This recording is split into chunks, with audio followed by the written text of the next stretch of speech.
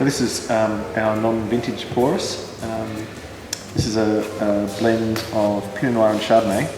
It's 65% Chardonnay in the blend and 35% Pinot Noir.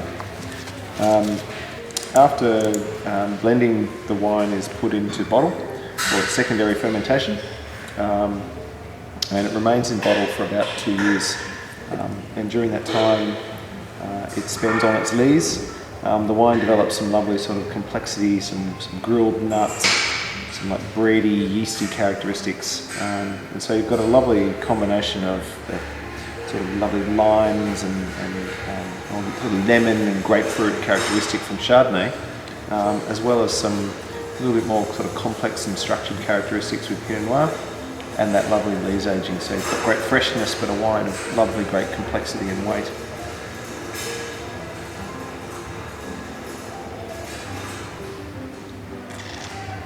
You know, a beautiful aperitif, but it's got enough sort of weight and richness to actually match really well with wine, with food. You know, the classic match is oysters, but this is a wine that works really well on the table with things like sushi and sashimi. Lovely, clean, fresh flavours. Fresh seafood works, you know, exceptionally well.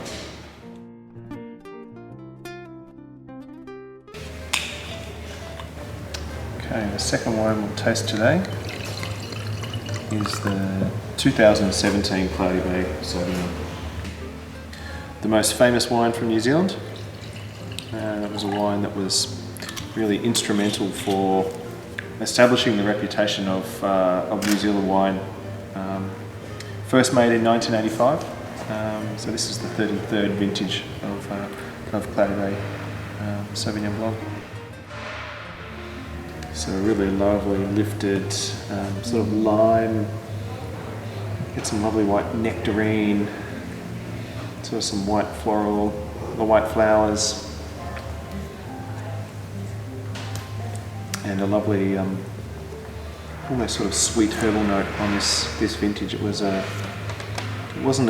the easiest harvest I've ever been involved with, but the wine stands out. We really did some very careful work in the vineyard around harvest time, and it really paid off. And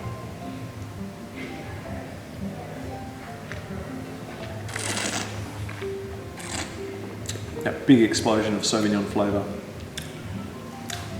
Lovely limes and grapefruit and that sort of white stone fruits really shine through.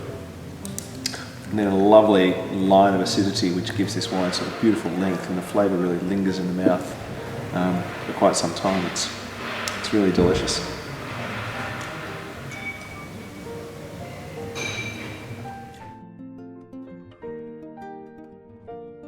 So we've just tried the 2017 Clay Regazzoni Sauvignon Blanc, but we do make another Sauvignon Blanc at Clay Regazzoni which has become very famous, and it's called Takoko. Takoko is a very different style of Sauvignon. Where with the Clay Regazzoni Sauvignon Blanc we're trying to capture the freshness and capture those flavours out of the vineyard, with Takoko we're trying to take those grapes and really start to build complexity and build layers and build textures in the wine and make it something far more complex and layered. And we do that mostly through techniques in the winery. When we hand harvest these grapes and bring them to the winery, we press them in the presses, and then we put the juice in oak barrels, mostly old oak barrels, and then we let the indigenous yeast that's in the oak, that's on the fruit in the winery, ferment those juices. And so we start to get a lot more complex flavours during the fermentation process, and then the wine is then aged in oak barrels for 18 months. And during that time, it again starts to build more complexity and more texture. It maybe loses some of the pure aromatic lift of Sauvignon, but it gains lots more complexity in the process.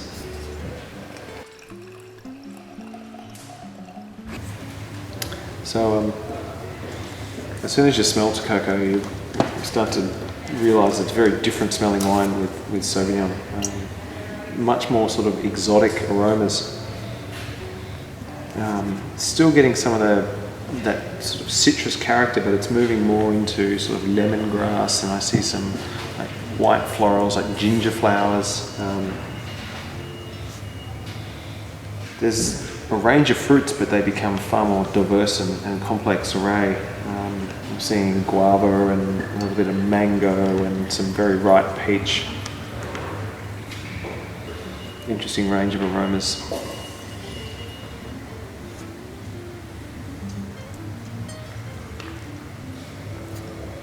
Then on the palate, it's much broader, much richer,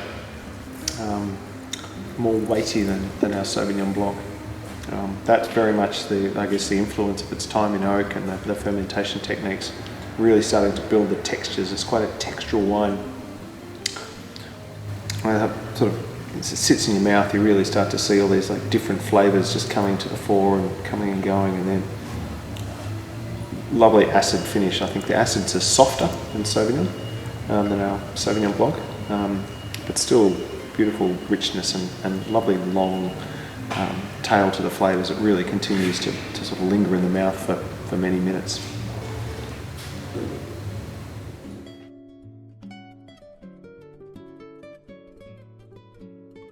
Okay, and now we're tasting the last of our white wines, the 2016 Clay Regazzoni Chardonnay. This is the new vintage has just been released around the world. And Chardonnay for us has been an interesting journey because we've sort of been tweaking the style a little bit over the last few years.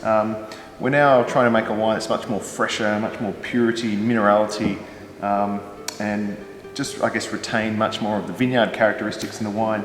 Because Chardonnay, we have a lot of influences of the winemaking style, of its fermentation vessels and time in oak. And we're trying to reduce some of those influences back and really let the vineyard speak much more in the wine.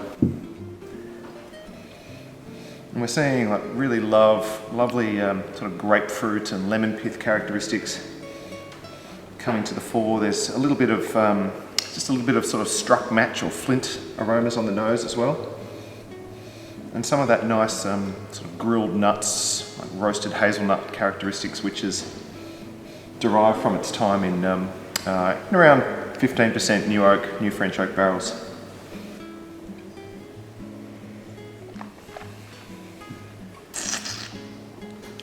And on the palate, we're really looking for, and this really has it, a lovely weight and richness, but at the same time a lovely delicacy and finesse. That's that lovely line of acidity that runs its way through this wine.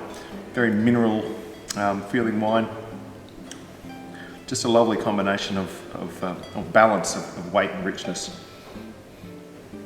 And very much in the mould of, I guess, really good New World Chardonnay, but very much thinking back to, I guess, the spiritual home in Burgundy and what excites us about those wines.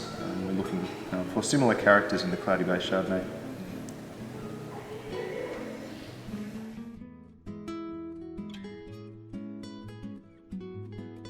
Clay Regazzoni Marlborough Pinot Noir 2015.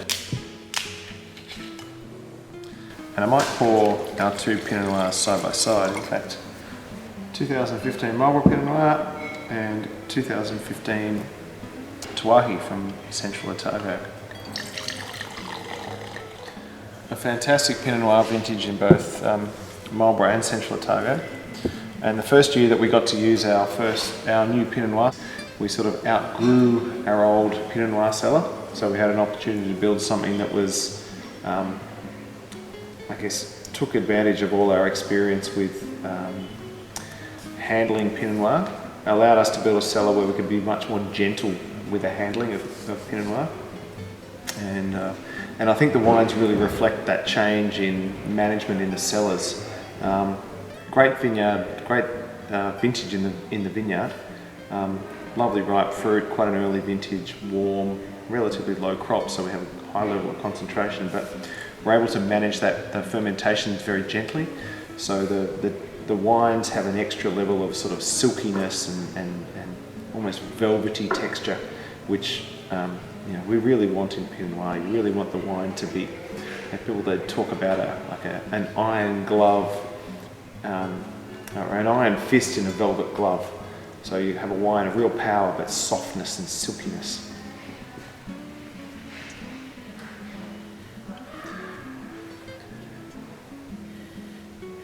So Marlborough, we're seeing some lovely ripe cherry, cranberry almost just sort of ripe plums. And then some nice savoury notes, almost some earthy, sort of meaty, spicy characteristics, which are really adding some depth to the aroma of this wine.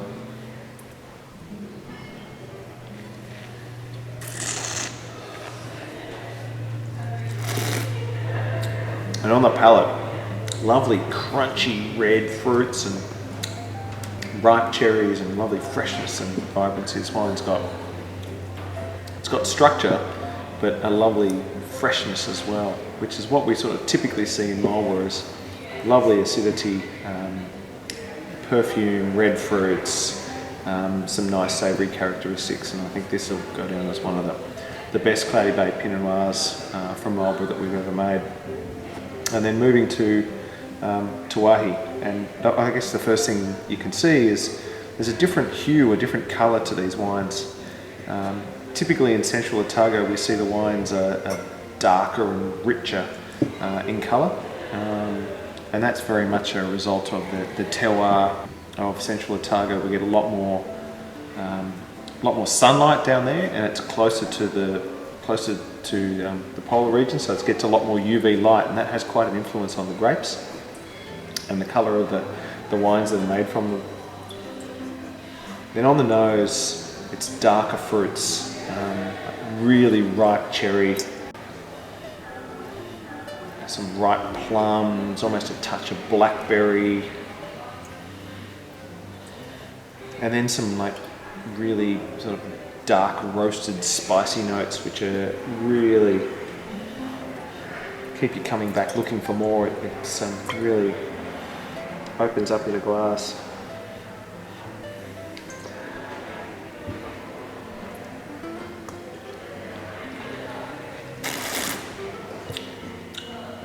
And on the palate, it's got a more serious note. It's more muscular, more powerful. That tannin frames the wine really well. That fruit is sort of softer and more generous and more round, but the tannins provide a lovely framework for that to work in. Still lovely freshness, but the wine has an underlying sense of power that makes it quite different to Marlborough, that sort of fresh crunchiness of Marlborough and the sort of powerful structure of Central Otago is really, for me, these two wines speak very much of the place that they come from. The terroir is very strong in these two wines.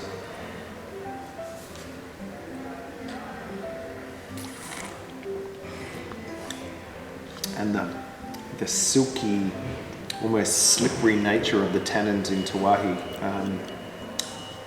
It's just beautiful. It's structured, but it's so fine, and it's like a super fine powdery feeling in the mouth. It's really nice.